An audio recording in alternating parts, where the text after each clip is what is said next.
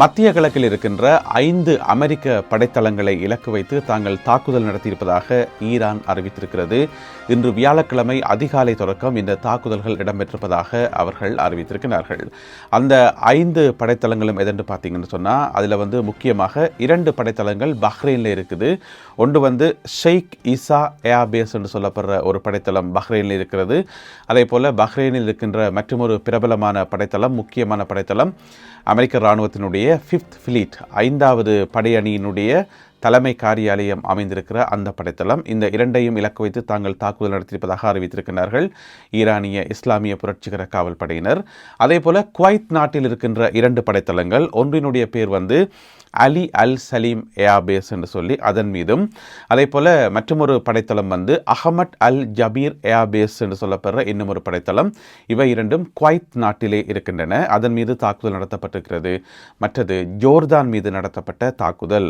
ஜோர்தான் நாட்டில் இருக்கக்கூடிய, அதாவது தலைநகர் அம்மானில் இருந்து 80 கிலோமீட்டர் தொலைவில் இருக்கக்கூடிய மிக முக்கியமான ஒரு படைத்தளம் அல் சோல்டி ஏர்பேஸ் என்று சொல்லி அதன் மீதும் தாக்குதல் நடத்தப்பட்டிருப்பதாக சொல்லப்படுகிறது.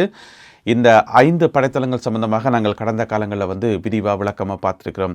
ஒவ்வொரு படைத்தளமும் எங்கெங்கே இருக்குது, அதனுடைய கெப்பாசிட்டி என்ன, எவ்வளவு படையினர் இருக்கிறார்கள், எந்தெந்த விமானங்கள் எல்லாம் அங்கே நிறுத்தி வைக்கப்பட்டிருக்கிறன, இந்த மாதிரி டீட்டெயில்ஸ் நாங்கள் நிறைய வீடியோக்களை பார்த்தபடியால் சுருக்கமாக அந்த பேரை மட்டும் சொல்லியிருக்கிறேன். இந்த படைத்தளங்களை இலக்கு வைத்து தாங்கள் தாக்குதல் நடத்தியிருப்பதாக ஈரான் இப்பொழுது அறிவித்திருக்கிறது. மோதல்கள் தற்போது ஒரு அமைதி நிலைமைக்கு வந்திருக்கின்றன. அதாவது இன்று வியாழக்கிழமை ஒரு நண்பகல் வேளை வரைக்கும் பார்த்தீங்கன்னு சொன்னால் மோதல்கள் ஓரளவு அமைதி நிலைமையை அடைந்திருப்பதாக சொல்லப்படுறது. அங்கொன்றும் இங்கொன்றுமாக 1-2 தாக்குதல்கள் தான் நடந்து கொண்டிருப்பதாக களத்திலிருந்து கிடைக்கின்ற செய்திகள் தெரிவிக்கின்றன. மற்றபடி பெரிய அளவிலான தாக்குதல்கள் எதுவுமே நடக்கல. நேற்றிரவும் இன்று அதிகாலை வேளையில் நடத்தப்பட்ட பாரிய தாக்குதல்களை தொடர்ந்து இப்பொழுது இந்த ஒரு அமைதி வந்திருக்கிறது. இதில் அமெரிக்கா என்ன சொல்லியிருக்குன்னு சொன்னால், மீண்டும் ஈரான் பேச்சுவார்த்தைக்கு விரையில் என்று சொன்னால், அல்லது அந்த டீலில் சைன் வைக்கல என்று சொன்னால், இன்று வியாழக்கிழமை இரவும் கூட மீண்டும் தாக்குதலை நடத்துவதற்கு தாங்கள் தயாராகி வருகிறோம் என்று சொல்லி அமெரிக்க தரப்பில் அறிவிக்கப்பட்டிருக்கிறது. அமெரிக்கா தாக்குதல் நடத்தினா நாங்கள் பதில் தாக்குதல் நடத்துவோம் என்று சொல்லி ஈரான் அறிவித்திருக்கிறது. எனவே இன்று இரவு என்ன நடக்கும் என்பதை நாங்கள் பொறுத்திருந்தான் பார்க்கணும். அதே வேளையில் மத்திய கிழக்கில் இருக்கின்ற அமெரிக்க படைத்தளங்கள் சம்பந்தமாக புதிதாக படம் ஒன்று வழியாக இருக்கிறது, புதிய மேப் ஒன்று வழியாக இருக்கிறது. அதை தான் இப்போ நீங்கள் பார்க்குறீங்க. இதில் பார்த்தீங்கன்னு சொன்னால் சிவப்பு கலர் புள்ளியில் இருக்கிற இந்த இடங்கள்லாம் அமெரிக்க படைத்தளங்கள் அமைந்திருக்கிற இடங்கள். இதில் ஒரு ஆச்சரியமான விஷயம் என்னென்னு சொன்னால், ஓமானில் பாருங்கள், ஒரு சிவப்பு கலர் புள்ளி ஒன்று இருக்குது. அப்போ ஓமான் நாட்டிலேயும் அமெரிக்காவினுடைய படைத்தளம் இருக்கா என்ற ஒரு கேள்வி எங்களுக்கு வரும். ஏன்னு சொன்னால், ஓமான் நாடு இந்த யுத்தத்தில் நடுநிலைமையான நாடு. ஈரான் பக்கமும் இல்லை, அமெரிக்கா பக்கமும் இல்லை, நடுநிலைமையான நாடு. அமெரிக்க இராணுவத்துக்கான தளம் அமைக்கிறதுக்கு எந்த ஒரு அனுமதியும் வழங்கலை.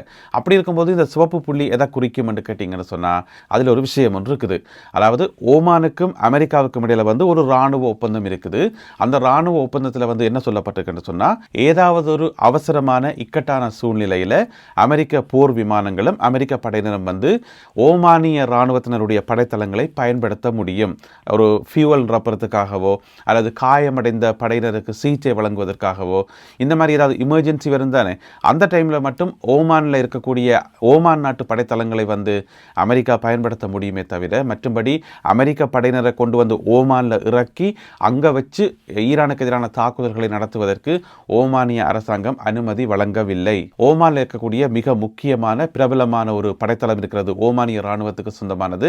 அதை சொல்றது தும்ரைத் ஏர்பேஸ் என்று சொல்லி, அதைத்தான் அமெரிக்க படையினர் அவசர காலங்களில் மட்டும் பயன்படுத்தி வருகின்றார்கள்.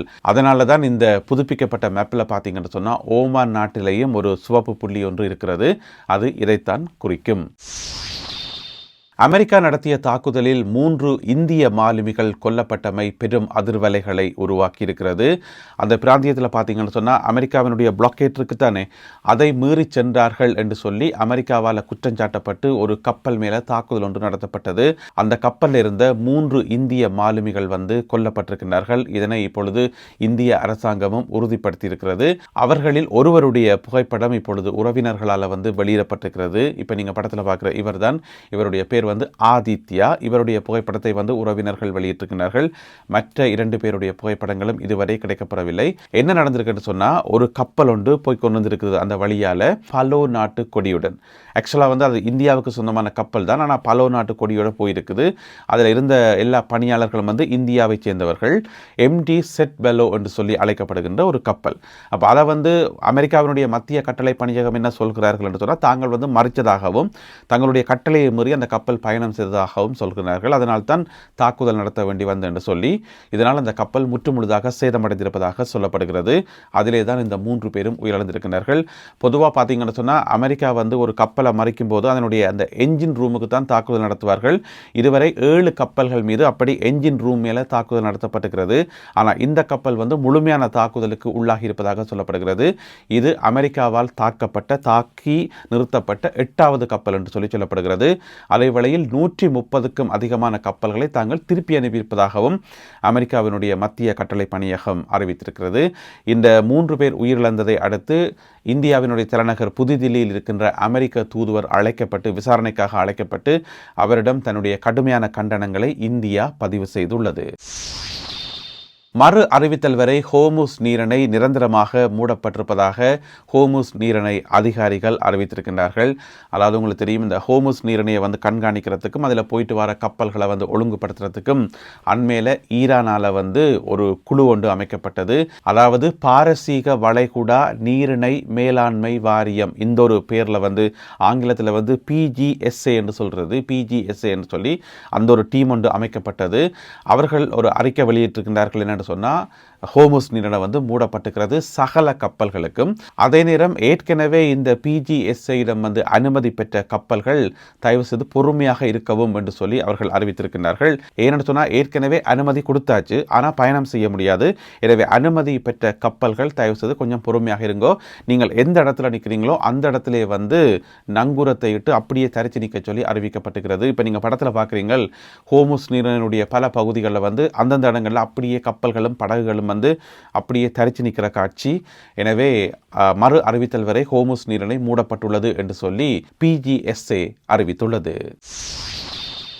ஈரான் நாட்டுக்கு சொந்தமான ஒரு சரக்கு கப்பல் ஒன்றின் மீதும் அமெரிக்கா தாக்குதல் நடத்தியிருப்பதாக சொல்லப்படுகிறது.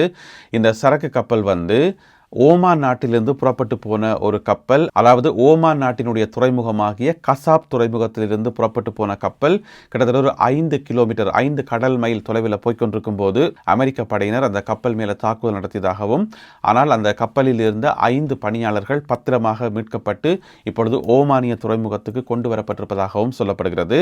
கப்பல் சேதமடைந்து அப்படியே கடலிலே தரித்து நிற்பதாக சொல்லப்படுகிறது. இது இன்று வியாழக்கிழமை நண்பகல் வேளையில் இடம்பெற்ற சம்பவம் என குறிப்பிடப்பட்டுள்ளது. அமெரிக்கா மற்றும் ஈரான் ஆகிய 2 நாடுகளுக்கும் இடையிலான மோதல்கள் தீவிரமடைந்திருக்கிற இந்த சூழ்நிலையில் பாகிஸ்தானிடமிருந்து ஒரு செய்தி கிடைக்கப்பட்டிருக்கிறது. உங்களுக்கு தெரியும், பாகிஸ்தான் வந்து இந்த 2 நாடுகளுக்கும் இடையிலான மீடியேட்டர். அவர்களுடைய தலைமையில் தான் பேச்சுவார்த்தைகள் வந்து நடந்து கொண்டிருக்குது. எனவே அவர்கள் என்ன அறிவித்திருக்கிறார்கள் என்று சொன்னால், நாங்கள் இன்னமும் நம்பிக்கை இழக்கவில்லை, மீண்டும் அமெரிக்காவும் ஈரானும் பேச்சுவார்த்தை மேசைக்கு திரும்புவார்கள் என்கின்ற நம்பிக்கை எங்களுக்கு இருக்குது. அதற்கான பணிகளை வந்து நாங்கள் இடைவிடாது செய்து கொண்டே இருப்போம். 2 நாடுகளுக்கும் இடையில் இப்போ ஒரு மோதல் நிலைமை உருவாகி இருப்பது ஒரு துரதிர்ஷ்டவசமான சம்பவம் என்று சொல்லி அவர்கள் குறிப்பிட்டிருக்கிறார்கள். எனவே அடுத்தது வந்து பேச்சுவார்த்தையா அல்லது சண்டையா என்று சொல்லி எங்களுக்கு தெரியாது. எது நடக்குதோ அதை நாங்கள் பார்க்க வேண்டியதுதான். அமெரிக்க ஜனாதிபதி டொனால்ட் ட்ரம்ப் அவர்கள் தெரிவித்த ஒரு கருத்து மிக பெரும் சர்ச்சை ஒன்றை உருவாக்கி இருக்கிறது. என்ன சொன்னவர் தெரியுமா?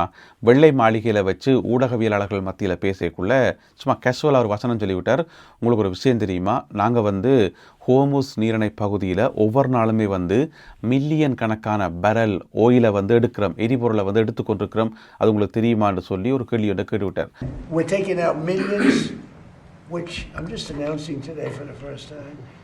But we've been taking out millions of barrels of oil, millions of barrels. Every night we took out oil, but now I'm going to tell you because they just figured it out. அப்போ அதை கேட்ட ஊடகவியலாளருக்கு வந்து பயங்கர shock ஆயிட்டுது. என்னது நீங்கள் போயிட்டு oil எடுக்கிறீங்களா ஹோர்முஸ் பகுதியில், அதை எப்படி நீங்கள் பிளாக்கெட் போட்டுக்கிறீங்கன்னு தானே நாங்கள் கேள்விப்பட்டோம். அப்போ ஓயில் எடுக்கிறதுக்கான அந்த டெக்னாலஜி அந்த மெஷினரிஸ் எல்லாம் கொண்டு வச்சுட்டு கடலுக்கு அடியிலேருந்து ஓயில் எடுக்குதா அமெரிக்கான்ற ஒரு கேள்வி வருந்தானே.